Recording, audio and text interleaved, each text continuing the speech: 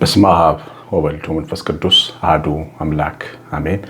እጅግ የተወደዳችሁ ያውም እግዚአብሔር የተወደዳችሁ የሰማይ በር የተከፈተላችሁ እግዚአብሔር ልጆች ተብላችሁ ትጠሩ ዘንድ አብ እንዲህ ያለውን ፍቅር የሰጣችሁ ጌታችን ኢየሱስ ክርስቶስ የሞተላችሁ የቅዱሳን ቤተሰቦች ሆናችሁ የእናታችን እመቤታችን ልጆች ሆናችሁ ብሩካን እግዚአብሔር ልጆች እንደምን ቆያችሁ? ሁሉን የሚችል አምላክ ጌታ ከመስቀል ያወረደን ዕዳችንን የከፈለልን ኢየሱስ ክርስቶስ ከሰማይ አባቱ ከአብ ሕያው ከሚሆን ከመንፈስ ቅዱስ ጋር የተወደደ የተመሰገነ ይሁን።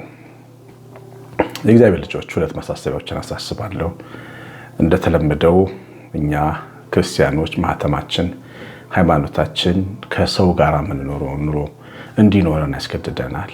ሰው መልካም አለማድረጉ በራሱ ኃጢአተኛ ያደርገዋል። ክፉ ማድረግ ብቻ አይደለም፣ ወንድሙ አጠገቡ ተቸግሮ እህቱ ተቸግራ እናቱ ተቸግራ ብቻውን መኖሩ ኃጢአተኛ ያደርገዋል። ስለዚህ እኛ እግዚአብሔር ልጆች መንፈስ ቅዱስ ስላለ በሕይወታችን ሰዎችን እንረዳለን። ሁለት እናቶች ድጋፍ የሚፈልጉ ልጆቻቸውን ብቻቸውን የሚያሳድጉ እናቶች አሉ። እነዚህን እናቶች ማገዝ የምትፈልግ አንድ ቤተሰብ ነው የሚያግዘው። በአመት እስከ 50 ሺህ ብር ለአመት ወጫቸው በትልኩላቸው በጣም ብዙ ነገር ትደግፋላችሁ ማለት ነው። እግዚአብሔር ዘራችሁን ይባርክ። አሳውቁኝ።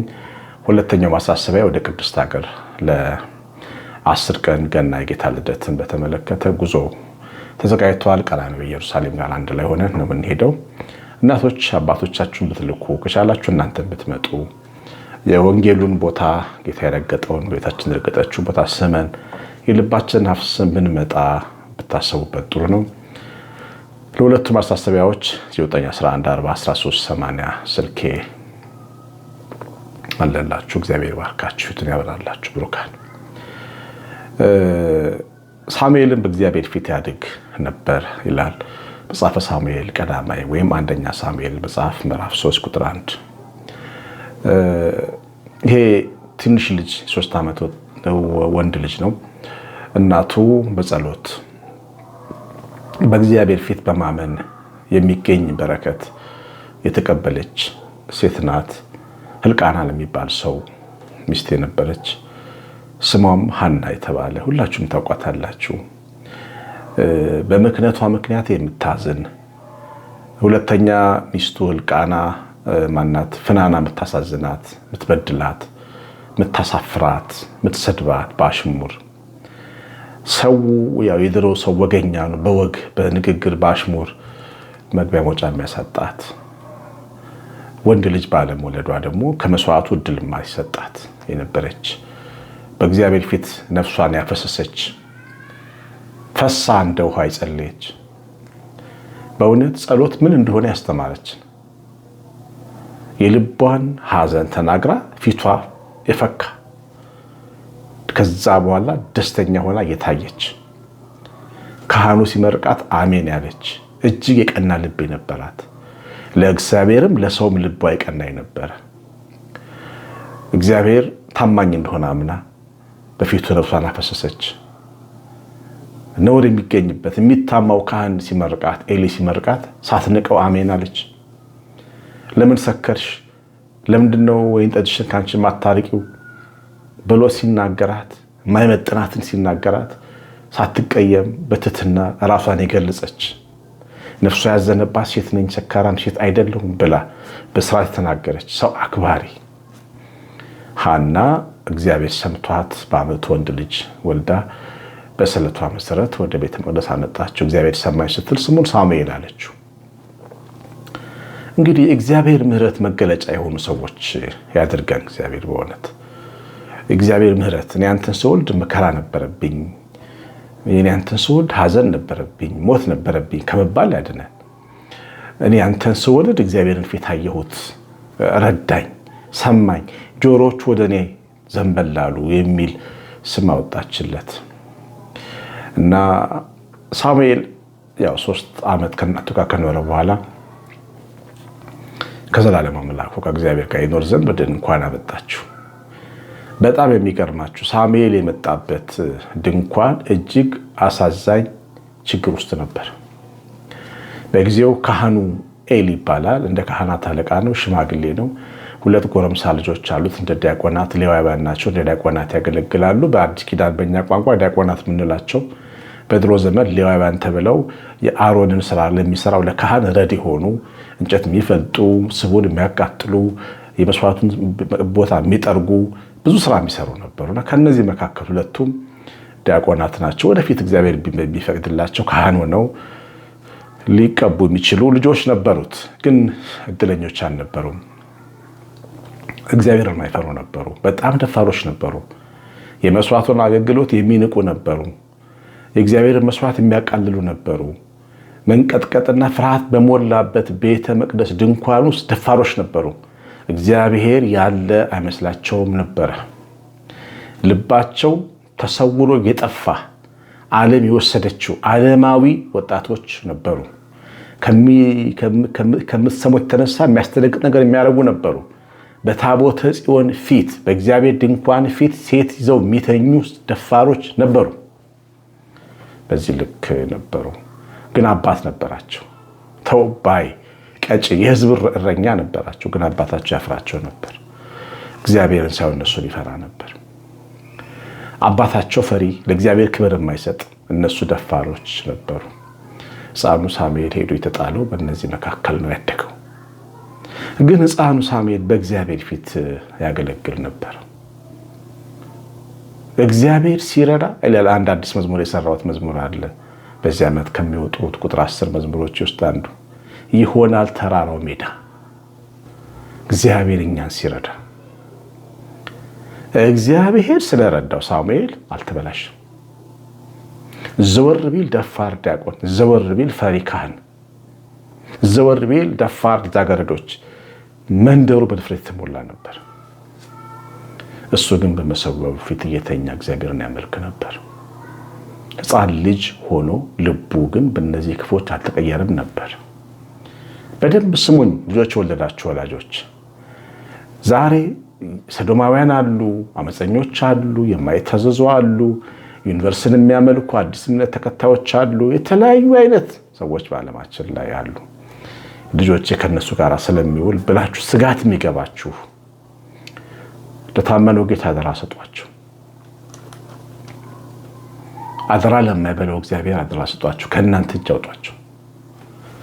አያችሁ፣ እኛ ልጆቻችንን አናሳድግም። አምነን ጨፍነን ነው የምንኖረው። እግዚአብሔርን የምናምነው ታመን አምላክ ሰማይ ላይ አለ ብለን። እግዚአብሔር ማሳደግ ይችላል። እሳት መካከልም ያሳድጋል። የሰው እሳት በሞላበት በሴሎ ድንኳን ንጹህ ዲያቆን፣ ንጹህ ነቢይ ያሳድግ ነበር እግዚአብሔር። ሰው በሚያዩ ይወሰዳል፣ ታውቃላችሁ፣ በዋለበት ይሄዳል።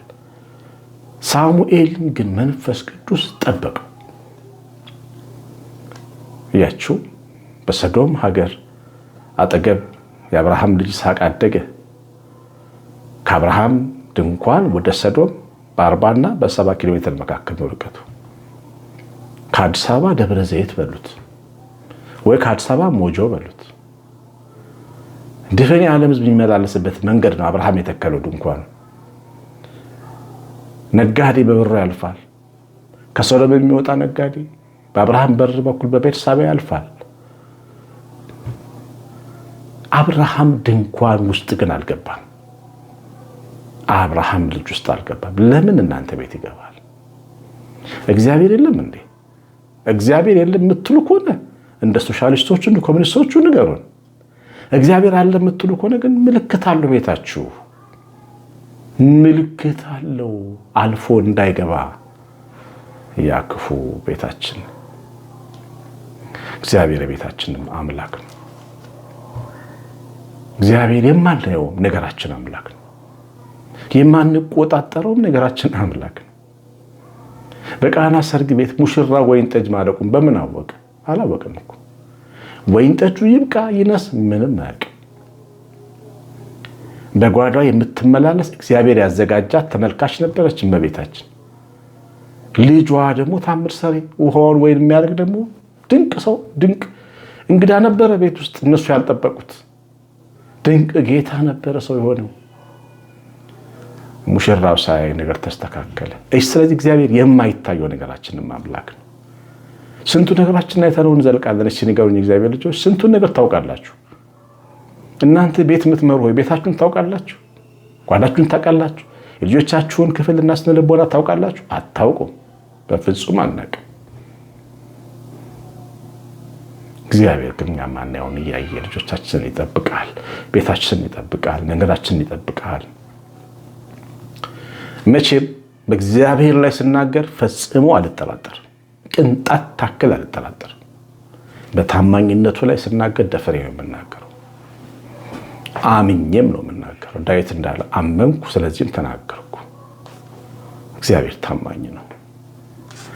ሳሙኤልን ያሳደገበት መንገድ ለብዙዎቻችን ተስፋ ይሰጠናል። በእሳት መካከል ልጆች ያድጋሉ። በአመፀኛ ሕዝብ መካከል ቅዱስ ልጆች ይፈጠራሉ። እግዚአብሔር የለም በሚል ሕዝብ መካከል ይወላችሁ ለቆመው ሐውልት በሰገደው ሕዝብ መካከል አንሰግድም የሚሉ ሰዎች ነበሩ።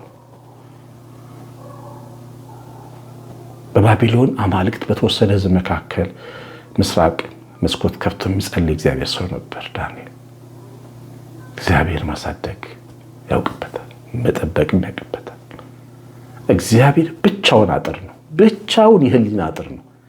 የመንፈስ አጥር ነው። እግዚአብሔር ልጆች፣ እግዚአብሔር ብቻውን ታዳጊ ነው። የእግዚአብሔር ስም የጸና ግንብ ነው። ጻድቅም ሮጦ ወደሱ ያመልጣል። ምን ማለት መሰላችሁ? የሁለመናችን ጠባቂ ነው። እንዳያንስብን እግዚአብሔር እንዳያንስብን፣ ለዕቁባችን ብቻ፣ ለቪዛችን ብቻ፣ ለምጣችን ብቻ፣ ለዕዳችን ቀን ብቻ ሌላውን ግን የማይችል እንዳይመስላችሁ። ለሁሉም ቀን ነው እግዚአብሔር የሚችለው። አየሁኝ አደኩኝ በእግዚአብሔር ቤት በዘመኔ ለሁሉም ነገር እግዚአብሔር ሲሆን ያየሁት አንድም ቀን ያቃተው ነገር የለም በህይወቴ። ቅዱስ ፈቃዱ የሆነው ጉዳይ ላይ ሁሉንም ነገር አድርጓል። ገና ለዘላለም እድል ፈንታችን አምላካችን ነው። ገና እግዚአብሔር ትንሽ አይደለም።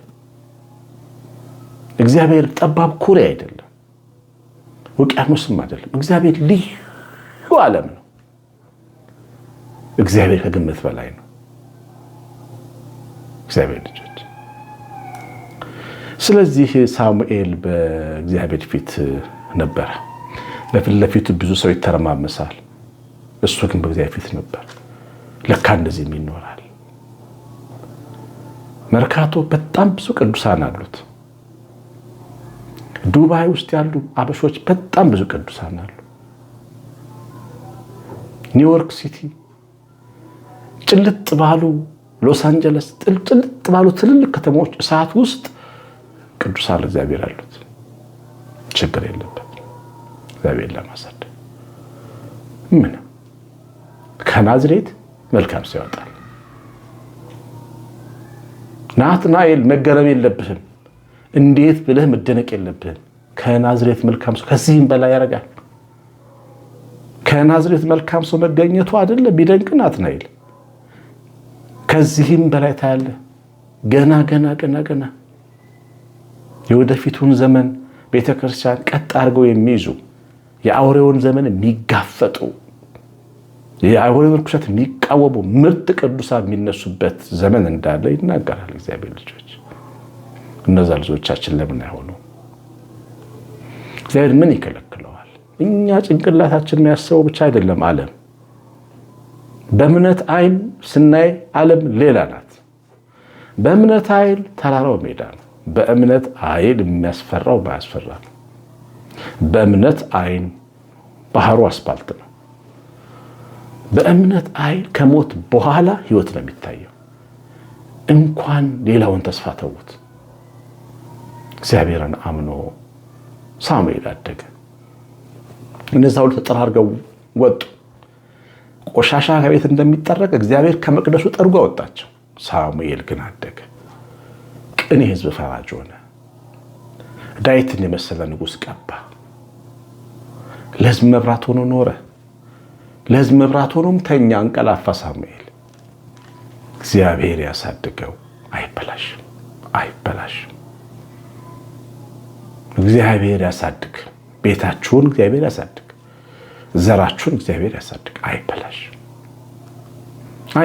በምንም ሁኔታ ውስጥ አይበላሽ።